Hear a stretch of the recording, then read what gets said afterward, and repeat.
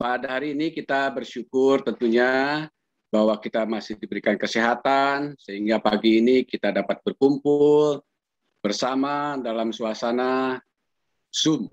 Ya, biasanya bisa live, tapi kali ini kita masih dalam suasana Zoom. Tentu saja setiap orang menginginkan kemampuannya untuk meningkat, ya, terutama juga dalam skill, ada knowledge, ada attitude juga, semuanya ingin berkembang tentunya. Nah, perusahaan kita kali ini dalam rangka pengembangan sumber daya manusia atau Human Resources Development, dalam hal ini diinisiasi oleh timnya Ibu Indira, ya, ada Pak Ferdi di sini dari Corporate Planning, merasa bahwa perlu untuk mengadakan seminar dalam rangka pengembangan kemampuan karyawan dari sisi skill.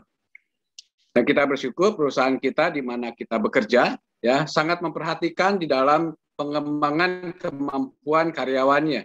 Dalam hal ini kita hari ini kita mengundang narasumber yang akan membahas tentang project cost control for landed house and high-rise building.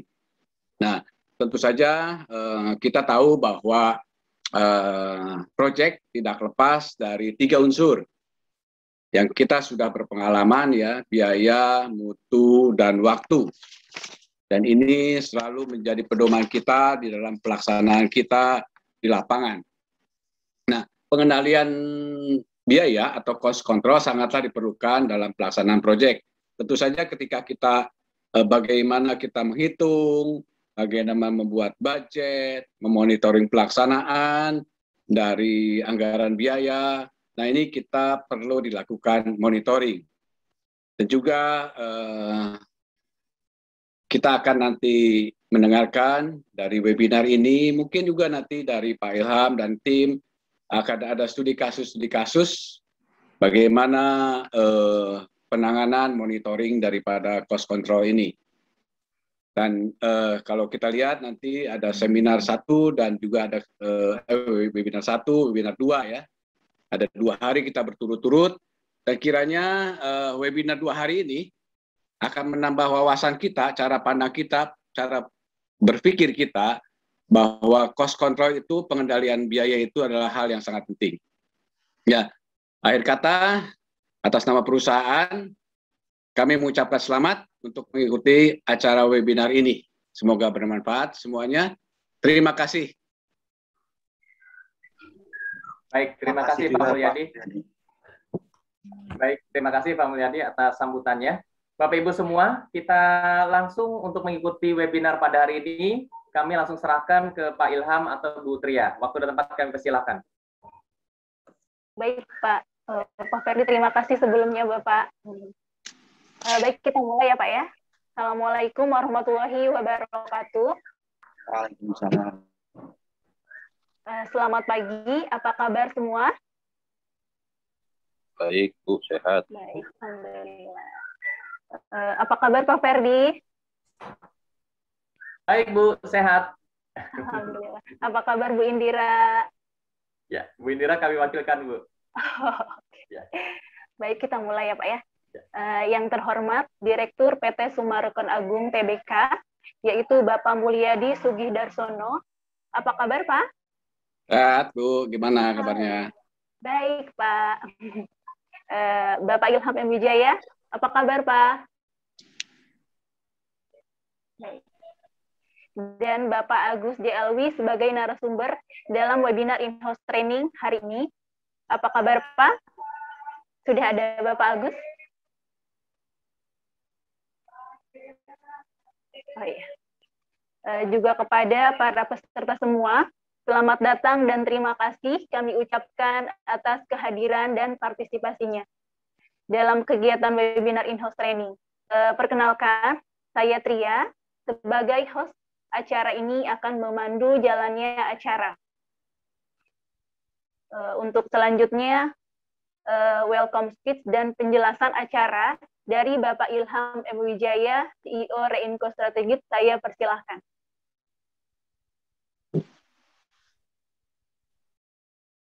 Baik, Terima kasih Mbak Tria. Assalamualaikum warahmatullahi wabarakatuh. Selamat pagi semua Bapak Ibu yang hadir dalam webinar in-house training ini. Ada 3 hal yang ingin saya sampaikan. Yang pertama, terima kasih dan apresiasi kami kepada Pak Mulyadi Sudidarsono. Terima kasih Pak Mulyadi sudah berkenan membuka acara, memberikan opening speech tadi, dan tim dari SDM atau HRD ya, Pak Ferdi Julfikar, Bu Indira, dan tim juga. Terima kasih sudah mempercayai kami untuk melaksanakan kegiatan webinar in-house training. Nah, Bapak Ibu sekalian yang ada di Jakarta, Serpong, Bekasi, Bandung, Medan, Bandung, Makassar, luar biasa. Ini dari ujung ke ujung ngumpul di sini, pesertanya hampir 60 orang. Di luar ekspektasi kita, awalnya di bawah 50 ya. Baik Bapak Ibu, izinkan saya share untuk menyampaikan prolog sekitar kurang lebih 5 menit Pak Mulyadi. Silakan. Pertama saya ingin sampaikan terkait dengan Reinfo Strategik. Barangkali Bapak Ibu masih ada yang belum kenal Reinfo Strategik. Mohon maaf, saya izin sampaikan perkenalan singkat. Reinfo Strategik ini bermula dari Badan Diklat DPP REI. Kami semua awalnya bergerak di DPP REI. Saya sendiri awalnya sebagai developer swasta, saya punya proyek kecil-kecilan di Jabodetabek. Kemudian saya jadi anggota REI. Dan pada tahun 2007 kebetulan saya diminta untuk membentuk Badan Diklat DPP REI waktu itu tahun 2007 di masa zaman Pak Teguh Satria almarhum ya. Nah, dalam 3 tahun itu Badan Diklat DPP REI kami menjadi bagian dari pengurus dan saya juga termasuk di situ. Proyek kami waktu itu memang masih kecil Pak. Jadi dengan aktif di REI mudah-mudahan dapat banyak kerjasama dan mitra waktu itu. Tapi ternyata sebaliknya, proyeknya malah ketinggalan, malah jadi banyak ngurusin urusan real estate education ini di REI waktu itu ya 2007. Nah, kemudian selesai kepengurusan 2010 kami semua para pengurus khususnya di Badan Diklat sering ketemu, sering kongko-kongko bareng, dan akhirnya kita bikin namanya PT Reinfo Strategi Asia, di mana kita fokus di 2 hal, di human capital dan real estate services. Nah, Bapak Ibu, ini transformasi bisnis kita waktu itu. Jadi kita punya 5 pilar bisnis, diantaranya real estate education. Hari ini kegiatan public training, in-house training, terus training learning management system itu ada dalam pilar real estate education. Nah, Bapak Ibu sekalian, di masa pandemi ini semua kegiatan real estate education kita terkendala luar biasa, di mana biasa kita offline jadi online, kita menggunakan fasilitas Zoom, terus kemudian juga sekedar informasi, sekarang kita sedang mengembangkan produk e-course untuk real estate development best practice. Jadi semua tahapan real estate development kita akan buatkan videonya, nanti semua member dapat mengakses gitu. Intinya itu untuk rencana ke depan. Nah, terus kemudian kita juga punya pilar property recruitment. Dasar kita membuat pilar ini memang berdasarkan pengalaman kita semua di perusahaan. Sulit sekali cari referensi profesional yang bergerak di bidang real estate development, dan akhirnya kita dengan networking kita bikin pilar property recruitment. Terus ada property publication, property consulting, dan business tourism ya, tourism business event. Nah, kalau property consulting kita banyak membantu teman-teman dari BUMN dan dari swasta untuk kegiatan-kegiatan pendampingan investment, terus kemudian corporate finance dan lain-lain lah. Nah, terus kemudian terkait bisnis tourism ini di luar kendali kita waktu itu. Kita melihat tourism ini luar biasa potensinya. 2020 dihantam pandemi malah jadi luar biasa kendalanya gitu ya. Nah, kita waktu itu ada opportunity untuk join investment teman-teman dari Korea Selatan dan dari Jepang untuk masuk ke Indonesia, maka kita buat pilar ini. Tapi ternyata terkendala ya, akhirnya kita pilar ini menjadi nggak berjalan di perusahaan kita.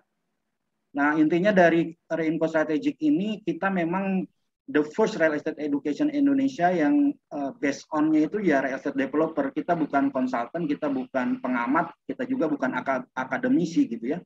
Nah, kita juga punya Real Estate Association Networking yang yang luas ya, terutama di Indonesia dan di PFC internasional ya. Nah, Bapak Ibu, kalau ditanya siapa saja klien kita, hampir semua perusahaan developer properti di Indonesia itu sudah pernah menjadi mitra kita, terutama untuk kegiatan real estate education ya. Ada kalau swasta yang besar ada Jababeka ya, teman-teman Sumarekon juga beberapa kali sering ikut kegiatan kita. Terus ada dari Ciputra Group, ada dari kalau dari konsultan ada dari Polirs, ada Qsman, ada dari bank, ada Mandiri ya, dan lain-lain. Nah, ini terkait Reinco strategik. Nah, kemudian Bapak Ibu, saya mohon izin untuk menyampaikan agenda kita 2 hari ke depan ya. Hari ini dan besok ya Bapak Ibu. Nah, kita bicara tema yang luar biasa berat sebetulnya, tapi ini menjadi kewajiban Anda semua sebagai profesional di perusahaan untuk paham ya, untuk bisa menguasai tema ini.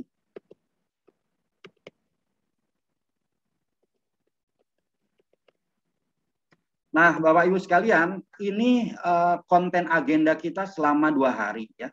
Materi pertama kita nanti akan disampaikan oleh Pak Agus J. Alwi, beliau sudah masuk di Zoom ini. Selamat pagi Pak Aja. Kayaknya masih prepare ya.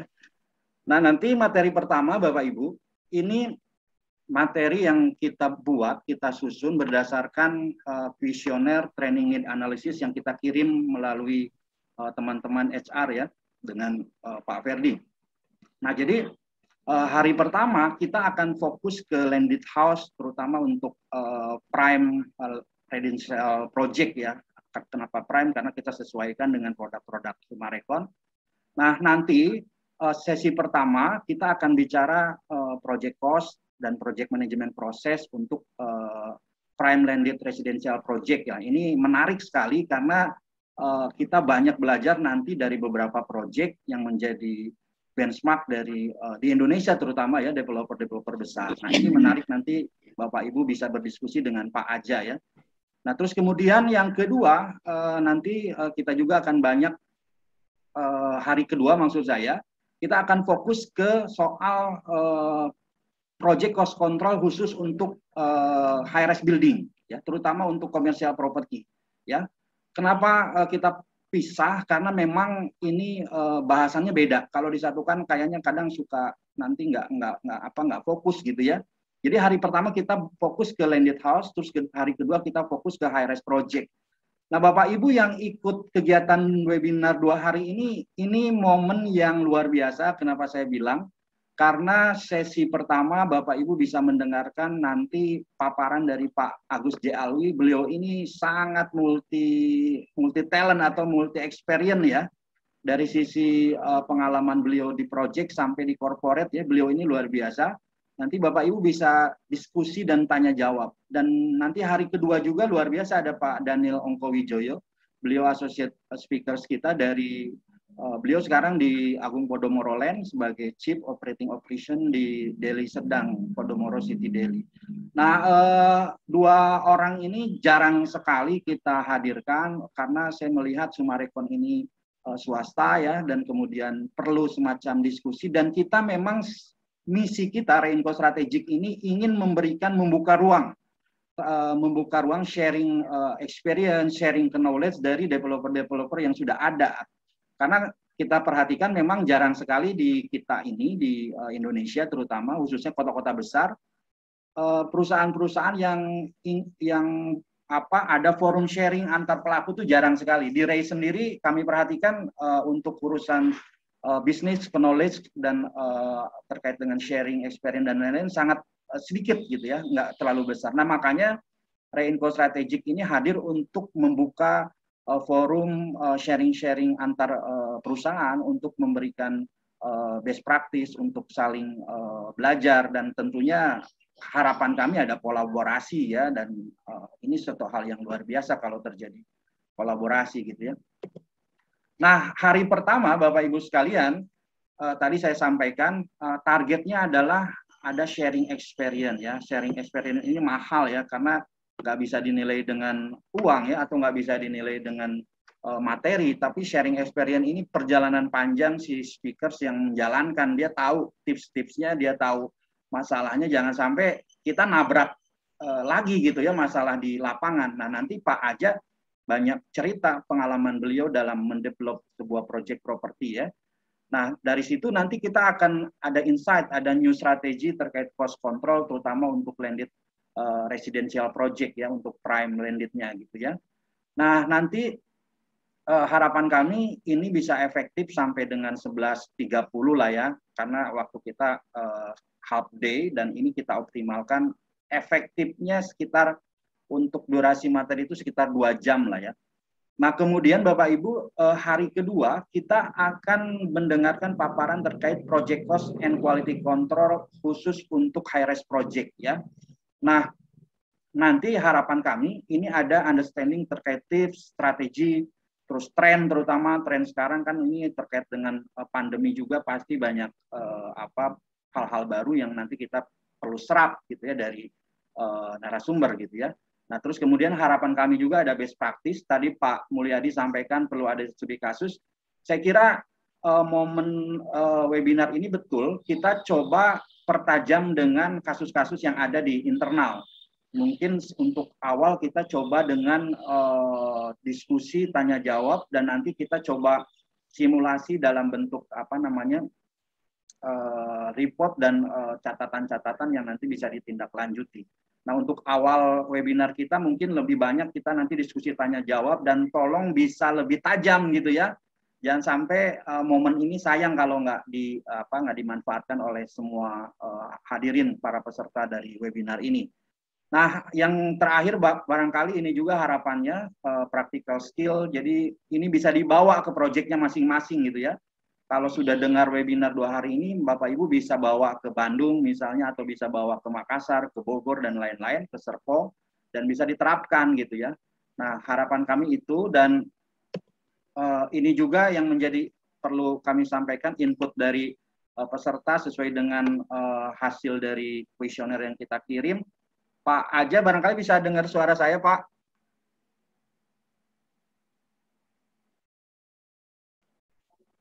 Pak Aja.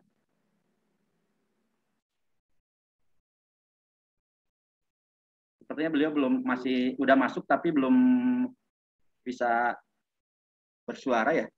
Baik, ini jadi input nanti narasumber. Pertama, kami cuman mengekspos terkait materi ya. Jadi dari hasil materi ini disampaikan bahwa yang materi yang disesuaikan dengan tema lebih banyak sharing experience itu lebih banyak lah. Jadi ini cocok dan sesuai dengan kebiasaan kita juga. Kami harap nanti Bapak Ibu tolong bisa digali narasumber terkait dengan materi pemaparan materi pertama gitu ya. Nah baik Bapak Ibu sekalian, itu prolognya. Mohon maaf agak panjang Pak Mulyadi. Saya lihat Pak Mulyadi ini luar biasa. Beliau Associate Director di Quality Assurance ya. Ini sekedar info Pak Mulyadi ya. Jadi sekitar 2020 akhir pertengahan lah, awal-awal pandemi, kami ini diundang ke Sinar Maslen Pak. Sinar Maslen untuk diminta masukan terkait menyusun terkait dengan pengembangan talent di mereka gitu ya. Ini harus diakui, mereka tuh mengakui loh Pak. Jadi Sumarekon ini satu-satunya yang punya fokus terkait quality control terkait produk. Gitu. Nah saya bilang, loh kok bisa orang-orang Sinar Maslen bilang begitu ke saya. Nah saya perlu sampaikan juga di momen ini bahwa Sinar Maslen saja itu baru mau memulai ya. Dan kami perhatikan juga di semua developer yang terutama yang the big five lah, yang besar-besar gitu ya, rata-rata mereka tidak punya sampai ke struktur manajemen atas yang memang untuk urusan quality. Nah Sumarekon ini luar biasa di bawah Pak Mulyadi, urusan quality produk ini hari ini sangat penting ya. Hari ini sangat penting dan mungkin dulu juga sangat penting, tapi hari ini momentum yang sangat penting. Kenapa orang sekarang bicara quality dengan di saat market yang lagi turun, orang bicara quality gitu ya. Jadi sangat luar biasa Sumarekon terus fokus untuk menjaga quality dari produk, dan itu satu-satunya andalan Sumarekon kami perhatikan sebagai orang luar lah, outsider di industri properti. Begitu Pak Mulyadi. Terima kasih Pak. Ah, Memang kita menjaga komitmen sesuai dengan misi perusahaan tentang quality adalah salah satu diferensiasi kita, salah satu keunggulan kita. Memang demikian Pak. Terima kasih. Oh, berarti betul Pak ya. Dan tentu saja teman-teman yang hadir semua di sini adalah orang-orang proyek yang mendukung semuanya. Ada semua divisi, semua region Pak. Semuanya melakukan ini. Kira-kira begitu. Terima kasih Pak. Ayo, ya silakan. Ya baik Pak Mulyadi. Jadi memang ini just info juga buat Bapak Ibu semua yang hadir ya, dari orang-orang lapangan lah ya, orang project, terus yang dari corporate, ada yang dari mungkin ada di divisi finance atau yang lain. Nah ini luar biasa dan mudah-mudahan ini menjadi semacam stimulus untuk terus meningkatkan kinerja ya, kualitinya tetap terus dipertahankan. Ini saya dengar bukan dari saya nih, dari Sinar Masland ya.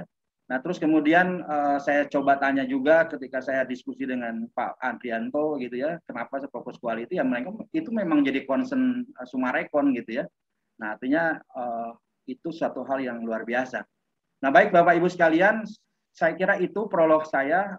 Sekali lagi terima kasih ke semua tim dari Sumarekon Group, Pak Mulyadi, Bu Indira, Pak Ferdi dan lain-lain.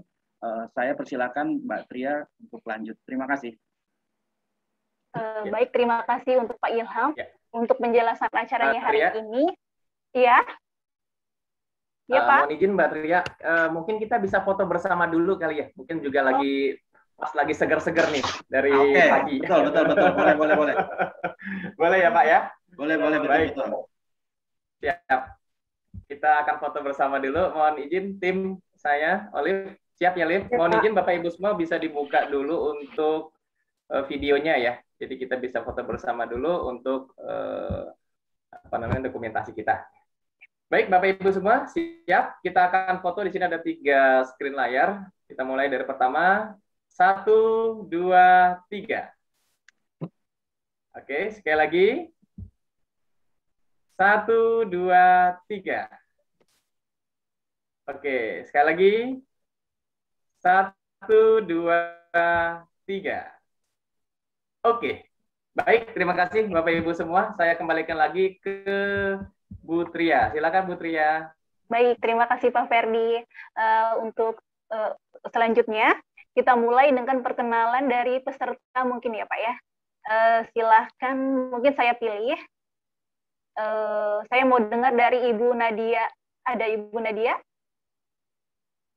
Halo. Halo Bu. Halo, apa kabar Ibu? Baik Ibu, perkenalkan saya Nadia Diandra Bu dari Pradipta University.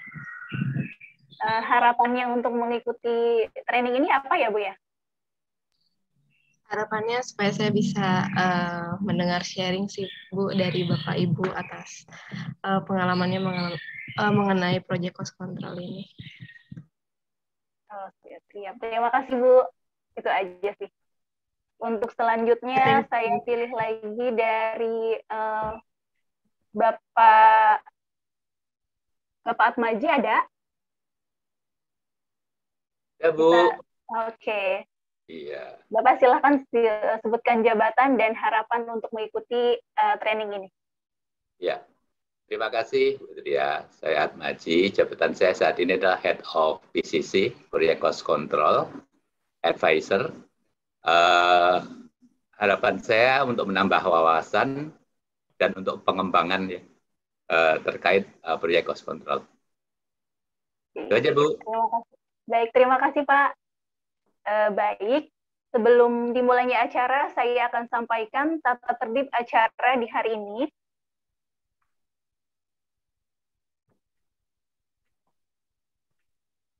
Tata tertib webinar, seluruh peserta diharapkan online video selama acara berlangsung. Poin kedua, seluruh peserta tidak meninggalkan forum atau izin jika keluar. Seluruh peserta bisa menyesuaikan mode mute dan unmute.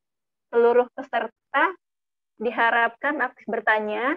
Dan poin yang terakhir, silahkan yang ingin bertanya bisa raise hand atau maksimalkan chat room untuk bertanya. Untuk selanjutnya, saya akan bacakan biodata pembicara sesi pertama. Bapak Agus J. Alwi. Lahir di Jakarta, tanggal 28 Agustus 1958, lulusan Teknik Arsitektur ITB tahun 84. Memulai karir di Encona Group sebagai project manager, yaitu pada tahun 1984 sampai dengan 1989. Kemudian, pernah menjadi project manager Raja Wali Group tahun 1989 sampai dengan 1990. Selain itu, beliau pernah menjadi Asset dan Development Director di Carrefour Group antara tahun 1999 sampai dengan 2003. Juga pernah menjadi Senior Manager di PT Procon Indah atau JLL tahun 99. Beliau juga pernah berkarir selama 8 tahun di Ciputra,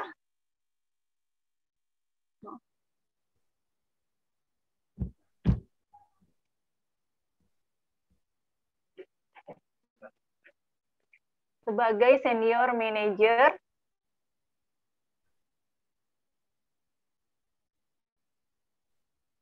dan Agung Podomoro Group tahun 2003-2004 dan pernah menjabat sebagai Direktur Utama PT Graha Andrasuara Propertindo, Direktur di beberapa unit usaha bisnis Bakriland. Sekarang beliau menjabat sebagai Direktur PT Bakriland Development Tbk. Baik, saya persilahkan kepada Bapak Agus J. Alwi untuk menyampaikan materi. Waktu dan tempat pukul 11.20 sampai dengan pukul 11.30. Saya persilahkan.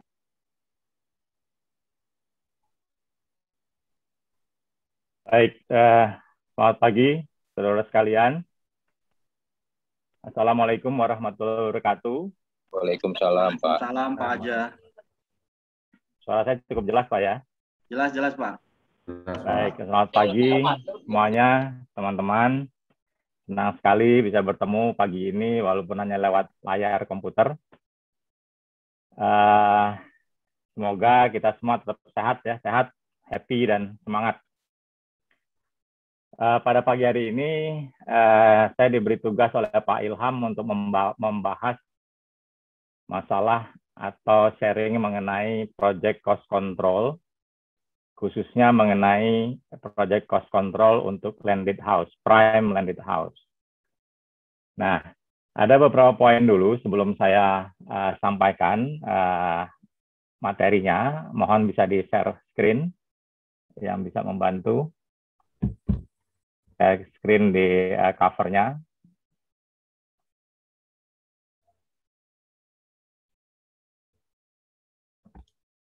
Next. Klik, Pak, satu lagi.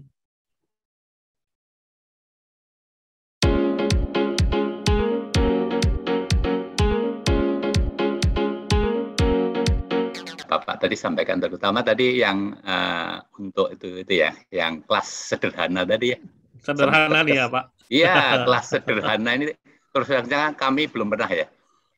Oke, jadi, Pak. Mau minta ininya nih, apa namanya, mungkin sharing pengalamannya. Oke, speknya seperti apa kira-kira gitu ya? Nah, tadi angka kan 5 juta sempat kesebut tuh. Itu iya, tapi itu dulu, Pak ya, 2000 ya, berapa? Nggak apa-apa. Dulu pun tuh bagi kami sudah luar biasa. Nah, itu mungkin jualan meter persegi itu 5 juta tuh net semi-gross, Pak. Semi-gross ya? Semi-gross secara hitungnya kami koridor kami ikut juga ke dalam. Bukan net ya, Pak. Ya, nah pertanyaan saya itu gini, Pak. Apa yang dari bangunan sederhana itu, triknya itu supaya bisa berhemat banyak itu dari mana? Nah, dan bagaimana ini apa namanya untuk menjaga supaya tidak lewat? Nah, saya ganti slide ya, Pak. Izin ya, Pak. Nah, boleh, Pak. Saya ganti itu aja, slide. Pak. Sip, kayaknya ada langsung sesi tanya jawab ini. Nah ini langsung studi kasus nomor 1 deh. Oke, baik, Pak. Over budget saat tender. Ya, jadi kan ini masalah klasik lah ya, selalu ya, kita lagi tender atau kontraktor nawarinnya setinggi-tinggi langit, semua pening kepala kan. Jadi nomor satu harus bisa petain dulu, Pak. Yang over budget tuh item apa? Apakah yang lagi Bapak tenderin misalnya paket struktur ya, apakah harga besinya yang mahal, apakah harga beton yang mahal, ataukah upahnya yang mahal, atau profit mereka ketinggian. Biasanya kalau QS tuh langsung saya mintain ke tim QS, mintain harus ada analisa harga satuan, Pak. Analisa harga satuan untuk periksa item yang mahal yang mana. Misalnya mereka besi kita bisa dapat harga misalnya 10.000 per kilo. Tapi kontraktor nawarin 15.000, Pak. Itu kan kita udah tahu. Saat jadi kita klarifikasi sama mereka, saat lagi tender itu, kita sebutin. Besi itu kamu kemahalan, coba ambil merek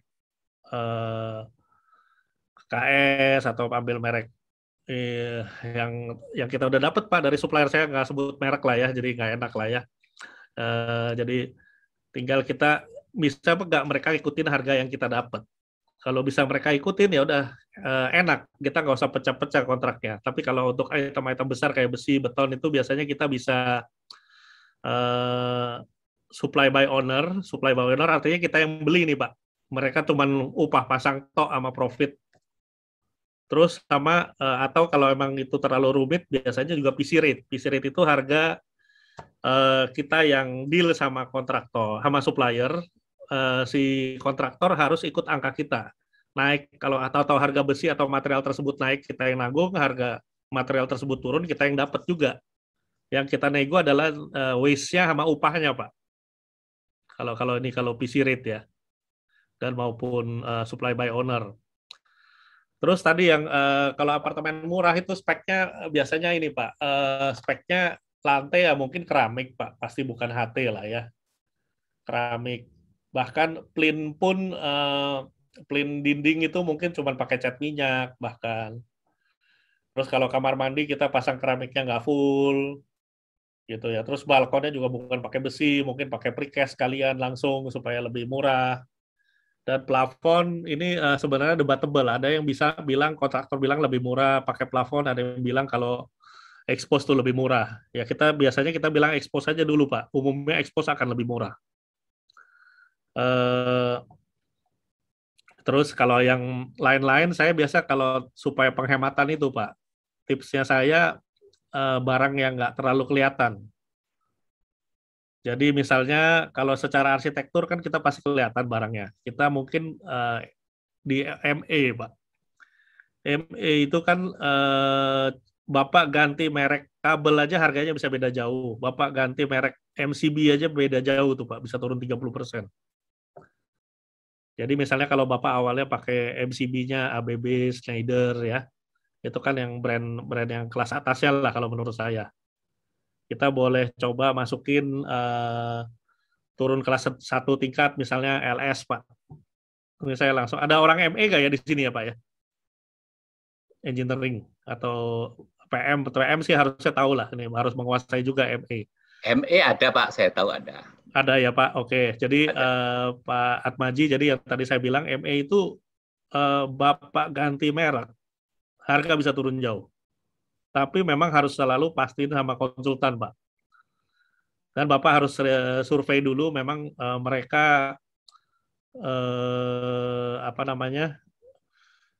kualitasnya seperti apa. Bapak lakukan survei. Sekarang enak kan ada zaman udah internet, Pak. Bapak tinggal search suatu merek, keluar semuanya, reviewnya. Udah kayak TripAdvisor aja, Bapak mau nginep kemana, keluar kan. Nah, gitu, Pak. Nah, kalau saya tangkap tadi kan, ya, Pak, kebanyakan atau hampir semua tadi terkait itu adalah memainkan atau tanda kutip ya, tanda kutip memainkan dari sisi spek atau merek ya. Ya. Nah, sebenarnya saya masih terus terang aja masih apakah bisa ya gitu. Tapi bayangan saya, apakah ada trik lain, terutama ini terkait karena kan pastinya kalau soal struktur. Apalagi membangunnya di Kalibata itu ya, masuk Jakarta gitu ya. Iya, iya.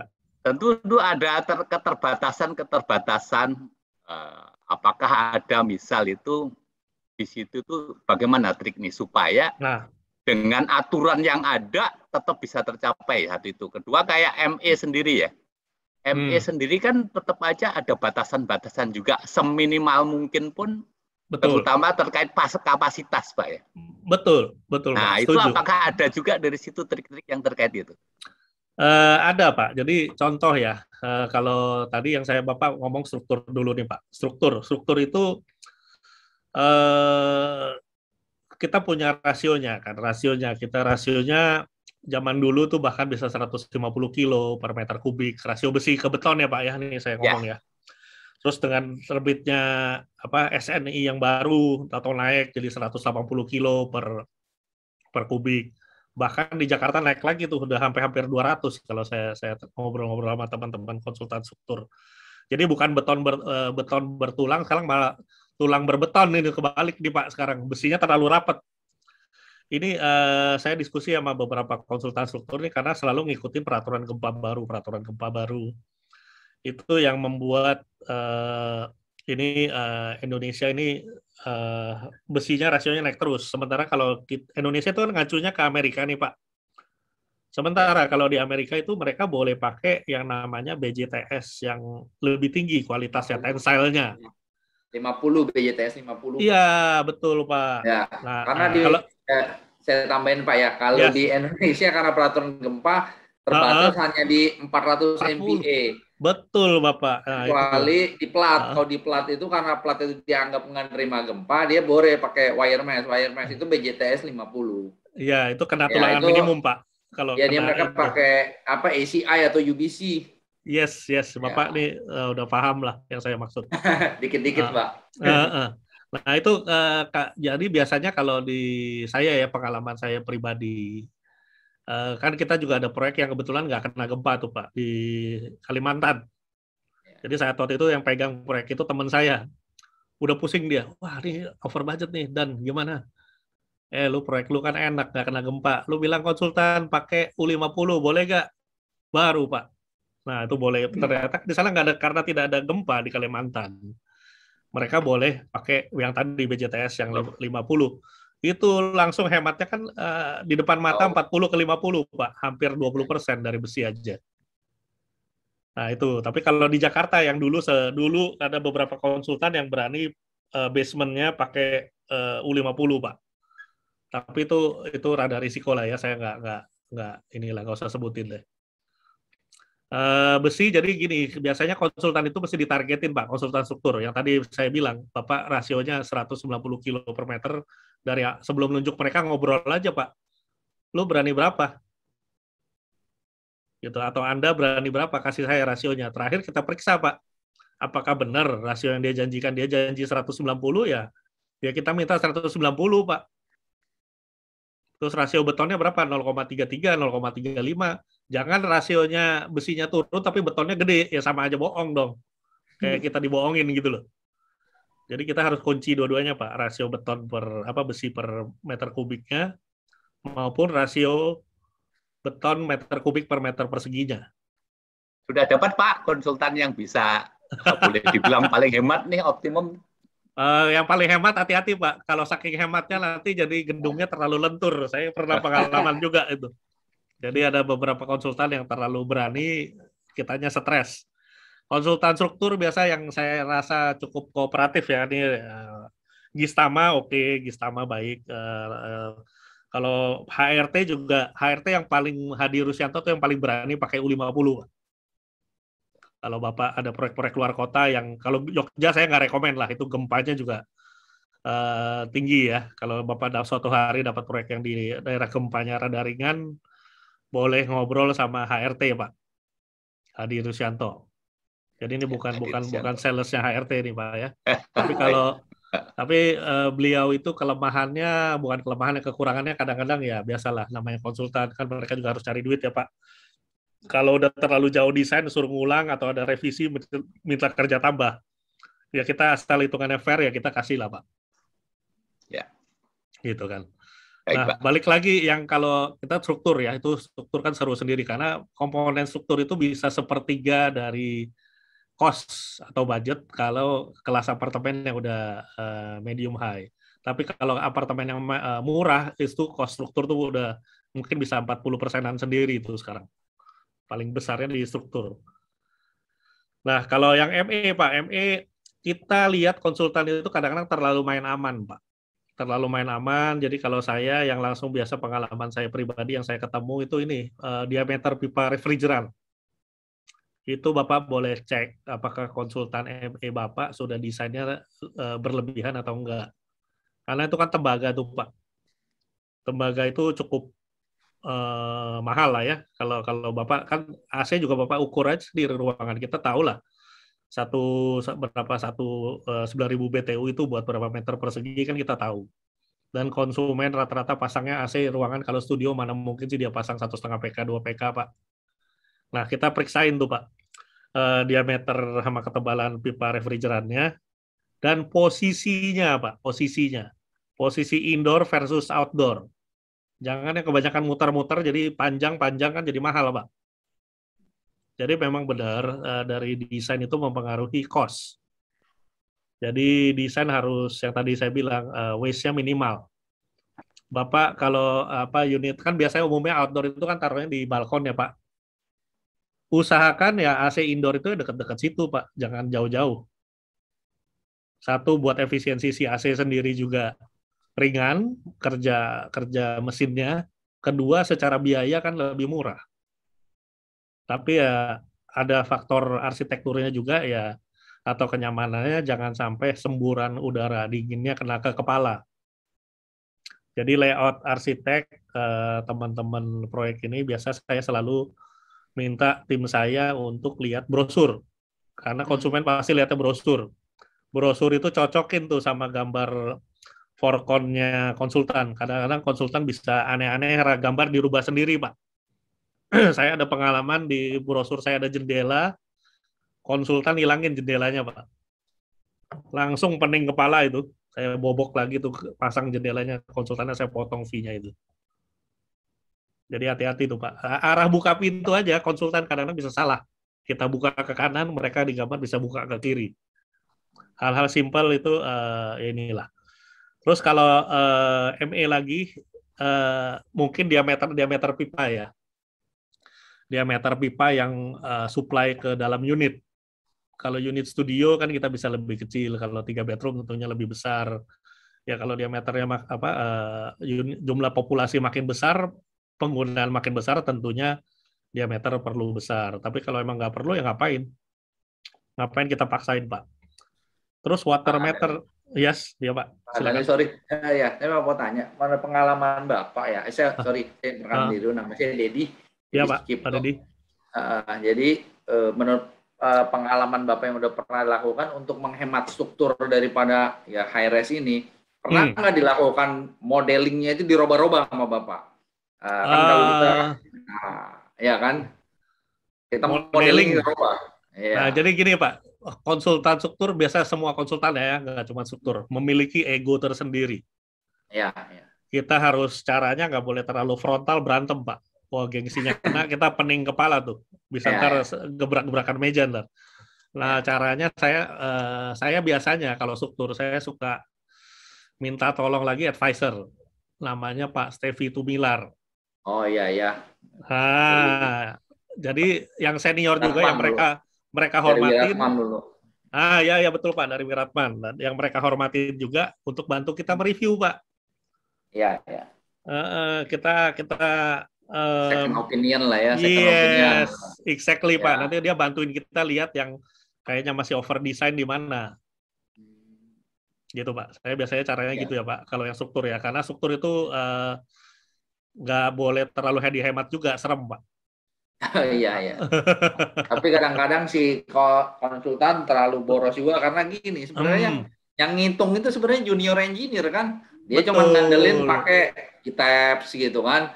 Ya, nah, junior engineer ini juga ngitungnya benar terlalu itu ya. Atau kedua adalah yang pembebanan. Kadang-kadang di high rise ini gini kan ya, kalau beban lantai itu kita tahu kan satu segitiga, satu lagi trapesium. Dia nggak mau pusing, kasih aja beban rata semua, merem kan jadinya kan masuk di ITEP kan. Nah itu juga bebannya lumayan loh.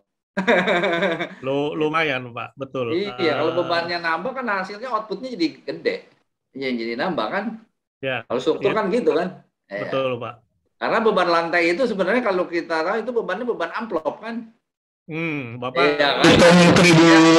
Tributerinya Pak, tributary load. Iya, tributary. Ya kan. Kan kalau kita nggak mau pusing, kasih aja beban rata. Iya. Iya. Jadi salah satu usul saya Pak, yaitu Bapak tambah satu konsultan lagi, paling tambah berapa duit, berapa mahal, tapi fungsinya seperti kayak kita di supermarket punya CCTV Pak. Iya. Kalau punya CCTV kan orang mau rada nakal dikit, atau bukan niatnya nakal ya, bukan berarti konsultan niatnya nakal ya Pak. Kalau mereka ada yang ngawasin, mereka akan lebih waspada, karena malu kan Pak, gengsi juga. Lu desain boros amat sih, nanti kan jadi gitu Pak. Ya, kayak, oke. Itulah kurang lebih Pak kalau saya ya sama-sama Pak Deddy, thank you Pak. Nah ini jadi value engineering tadi Pak Atmaji ya tadi value engineering mereknya sendiri kita juga bisa evaluasi. Terus kapasitas yang tadi saya periksa, bukannya kapasitas udah mini, udah sesuai standar kita kurangin, bukan ya. Kita cari yang boros Pak. Kita cari yang boros, kita turunkan sesuai yang dipakai. Jadi salah satunya lagi juga misalnya kapasitas trafo atau kapasitas genset. Seberapa, itu kan ada faktor keserempakan Pak. Bapak minta detail perhitungan dari mereka, faktor keserempakan, faktor penghuninya, berapa persen yang dia pakai. Jangan-jangan kita nggak perlu beli genset yang semahal itu, atau sebesar itu kapasitasnya. Gitu loh. Terus misalnya STP-nya juga sama, itu yang kalau urusan ME itu selalu urusannya sama populasi. Bapak minta dasar perhitungannya populasinya dia berapa, dan faktor keserempakannya bagaimana, dan occupancy rate-nya berapa. Karena nggak mungkin namanya apartemen tuh 100% dihuni full, nggak mungkin. Pengalaman kami itu paling top-topnya aja 85-an itu udah hebat. Umumnya berkisar 50-60%. Dan dari 50-60% itu, yang pakai bersama-sama juga belum tentu semuanya pakai bersama-sama kan, airnya, listriknya, segala macam. Nah itu. Jadi, yes.